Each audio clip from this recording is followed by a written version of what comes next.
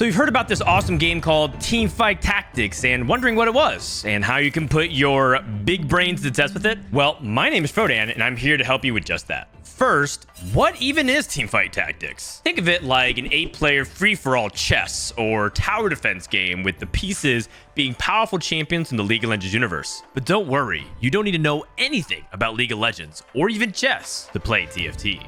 And now that we know what we're trying to do, let's walk through your very first game of TFT so that you can see just how fun and engaging it can be.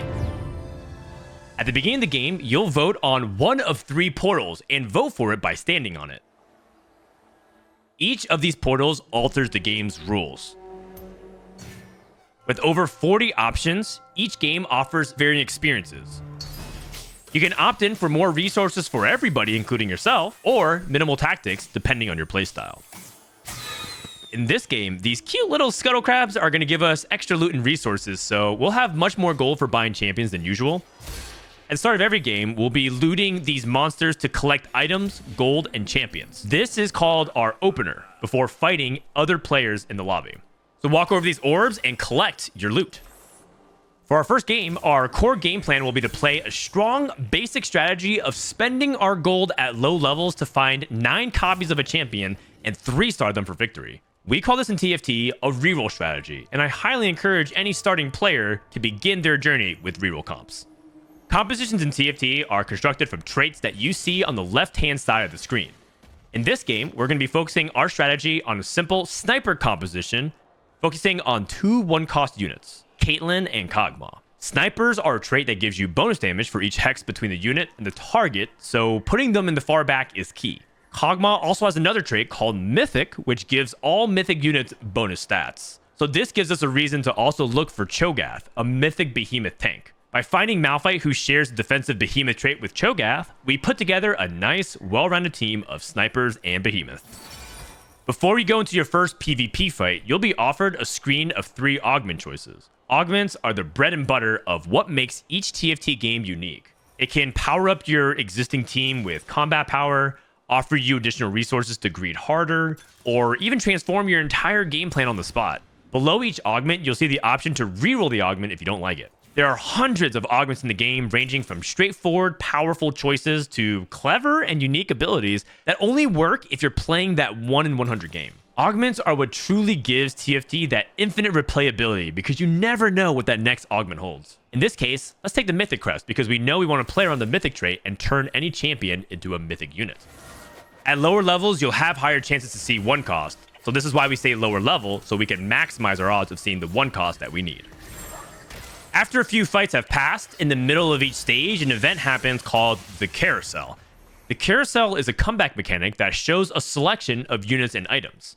Starting from the lowest health, players are released 2 by 2 and are allowed to choose what unit and item combination they want. So because we lost early, we are in 5th place in health, we get to choose 2nd. Let's pick up that Senna with a sword. This brings us to items.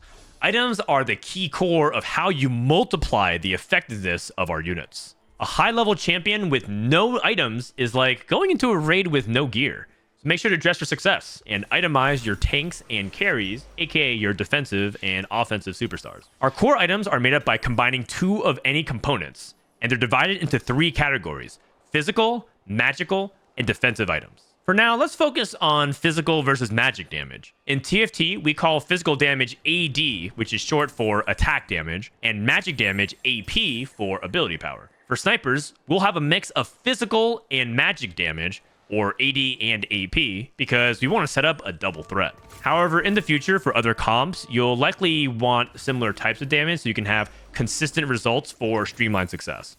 Because Caitlyn has the orange axe on her ability, you can tell she scales with physical, aka AD. Kog'Maw has this blue fireball on his ability, so this means magic, aka AP. So all of our AD item components, like swords and bows, will go on Caitlyn, while Kog'Maw will take our AP components, like rods for magic damage and tears for mana generation.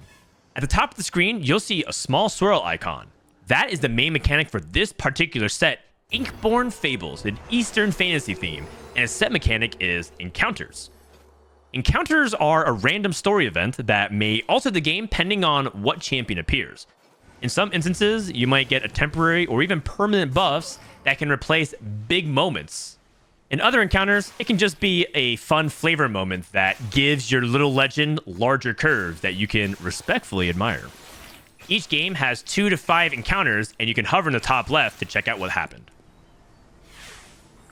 You may have noticed by now that we're not spending our gold for a long time. We're almost at 70 plus gold now. This is because TFT rewards you for one of the most OP mechanics ever invented by humanity and is still prevalent in modern society: compound interest. For each 10 gold you save, you get an additional gold up to 5 interest or 50 gold per turn. So saving helps you save more and allows you to generate more income than other players who are spending their gold to level or roll early. So because we're capped at 50 gold for interest gains, we will roll down to 50 every turn to look for our 1-cause units. Then we let our natural income combine with the interest and roll our excess gold. Just like in life, if we try to do this on an empty bank account, you're going to struggle, most likely not hit, and be far behind everybody else. Stage 4 is already the beginning of the end game, so let's go ahead and roll for Malphite 3, Kog'Maw 3, and Caitlyn 3 and push levels. The maximum tier of a unit is 3 stars, which is acquired by getting 3 2-star champions, or in other words, 9 copies. Oftentimes, in a game of TFT, you can't always get what you want. Staying at low levels just for Cho'Gath alone is not worth it. So we abandoned part of our initial game plan to try to keep up with the other players. You gotta know when to hold them and when to fold them, or when to chold them. The last core element of TFT is positioning. Just like any sports team, the formation and spacing your team can often be the difference between narrow success or a complete fumble in the execution of the play. Underneath the player HP, you may see a small cross swords icon, which indicates that this is someone you may play next. And if there's only one, you're guaranteed to fight them next. So here, we scout and see that their carry with items is in the top right corner. And this means that we can double up our snipers on the bottom left corner for maximum sniper value. By placing snipers in the corner, we are giving them maximum distance for that sniper damage bonus. We line up our front line to keep them effective and holding off enemy units. And look at that. In TFT, we call that a positioning diff. Who knows if we would have won without that last second maneuver. We won a lot of fights and it was looking good, but it also seems like our team is starting to get outscaled by higher tier comps that successfully pushed high enough levels. So it looks like we're going to lose our last couple of fights. But that's okay. In TFT, getting top 4 is a win, so you're guaranteed points towards your rank. From there, any additional placements is gravy on top. Reroll strategies are great for that top 4 win, but oftentimes can struggle to get that coveted top 1 spot for maximum rank points. But that's a fight for another day. And there you have it, our first dub in the books. And we didn't need to know a thing about League of Legends or anything to do it. So what are you waiting for? Hop on in and join the fun, and I'll see you on the Convergence.